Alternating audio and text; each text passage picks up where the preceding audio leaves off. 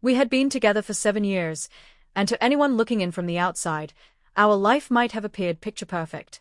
I worked long hours at a job that drained me but paid the bills, trying to give us stability, while she handled the house and our daily rhythms with a natural ease. I believed we were content. I believed we were equals in this partnership. But slowly, cracks began to form. Small ones I brushed aside, telling myself that every marriage had its highs and lows. It started subtly. A smile at her phone that had nothing to do with me. Slipping out of the room to take a call, her voice dropping into whispers I wasn't meant to hear. At dinner, she seemed less present, her attention drifting. She became more invested in her looks, spending longer preparing for nights out with her friends or supposed work events. I didn't want to think the worst. I didn't want to accept the possibility that the woman I loved might betray me. But a quiet, watchful part of me, the part that never missed details, was beginning to stir uneasily. I tried to reason with myself. She's probably stressed.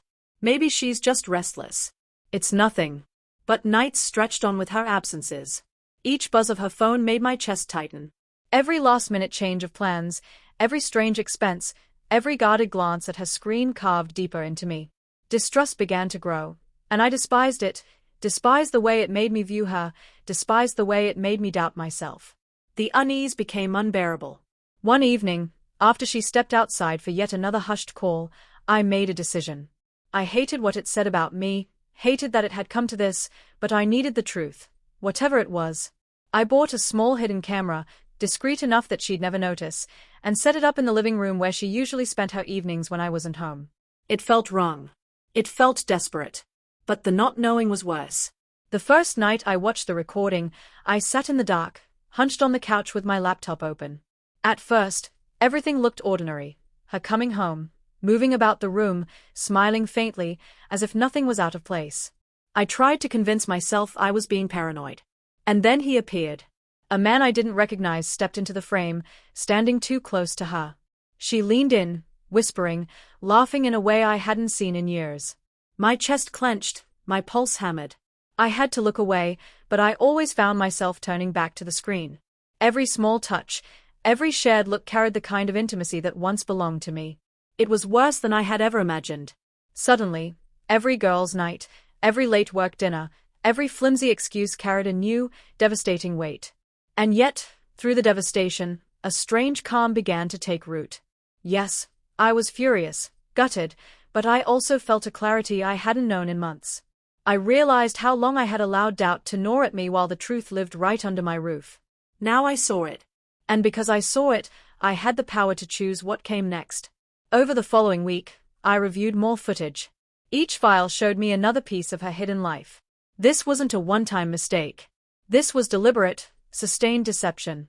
She had been living a double life, and I had been blind to it. But instead of lashing out, I stayed quiet. I gathered everything, letting her lies pile up in front of me. I didn't want to explode in anger or chase revenge in the heat of the moment. I wanted control, my control. I wanted to make sure that when I confronted her, it would be deliberate, undeniable, and entirely on my terms. And when I finally did confront her, I did it without shouting, without tears. I placed the evidence in front of her and waited. Her complexion drained, her eyes darting as if searching for an explanation, a loophole, some way to plead her case. But nothing she could say would erase what I had already seen. That was the moment I realized the cruelest cut wasn't just her betrayal, it was recognizing that the life I thought we had built together had never truly existed. And then it struck me with clarity. The decision to reclaim my life, to step away from the illusion, was mine alone. That night, I left without drama. No shouting, no storming out. Just quiet resolve. The home we had filled with routines, memories, and false comfort stayed behind. I stepped into the cool night air carrying grief, relief, and a strange sense of liberation all at once. I was wounded, yes, but also awakened.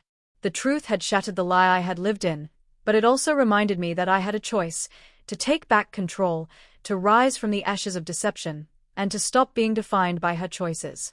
I didn't rush as I packed. I moved deliberately, almost ritualistically, taking only the essentials and leaving behind everything tainted by the life I now knew was a lie. It felt surreal, as if I were watching myself shed a skin I no longer recognized. I didn't look back. The house that had once been a refuge, then a prison, and finally an illusion, slipped out of sight as I walked into the night. For a few days, I stayed at a modest hotel, a place quiet enough to let me breathe and think. Sleep was scarce. Each time I closed my eyes, I saw her smiling at him, as if I had never existed. I let the pain sink in. I forced myself to feel it fully, knowing I had to face it before I could move on. By morning, the sharp edge of my anger dulled into something colder, more focused. I didn't crave revenge. I didn't want to scream at her or parade her betrayal in front of others. What I wanted was control. The kind of control that comes from dignity, from not letting her deceit continue to dictate my life. Quietly, I hired a lawyer. I compiled everything: the hidden camera footage, the messages, the call logs. Every scrap of evidence was carefully gathered, ready if the moment came when it had to be used. I didn't rush into action, but I wanted to be prepared, armed with facts, not emotion. Eventually, the moment arrived. She walked through the door one evening expecting the usual routine, perhaps even expecting my silence or reluctant forgiveness. Instead, she found me seated calmly in the living room, the evidence spread before me like pieces on a chessboard. The instant she sensed something was wrong, fear flickered across her face. I didn't yell. I didn't weep. I simply held her gaze, unflinching, letting the weight of the truth hang heavy between us. "Why?" she whispered, so softly it was almost lost in the room, as though voicing the word could somehow erase the reality she had been living. I didn't answer right away.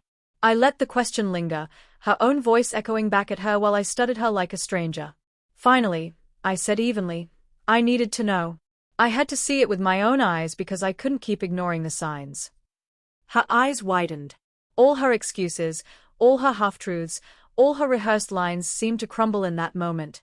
She stuttered, fumbling for words that wouldn't come, her guilt written clearly in her silence. For the first time, she realized she no longer had control. Calmly, I told her that I wasn't there to rage or to humiliate her, but that our marriage, as it was, had ended. I explained that I had already packed, that I had moved out, and that I would begin the process of dividing our lives for good. Her shock was raw. She tried to argue, tried to bargain, but each attempt met only with my steady resolve. The days that followed weren't easy. We had to deal with the mundane yet heavy tasks: finances, belongings, the dismantling of a life that once felt permanent.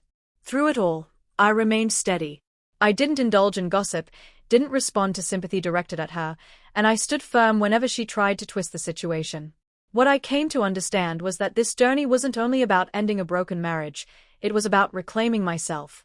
Each night, I let the grief wash over me fully. But each morning, I rose with a sense of strength I hadn't felt in years. I wasn't helpless.